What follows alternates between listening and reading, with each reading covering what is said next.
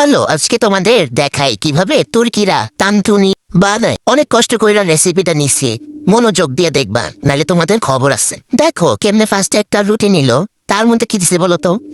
Chicken দিছে। Chicken chicken খাইছো না?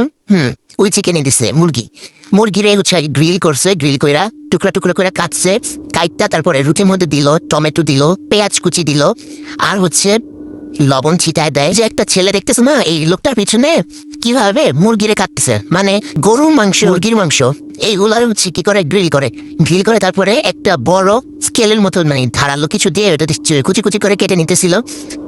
দেখো কিভাবে কাটতেছে।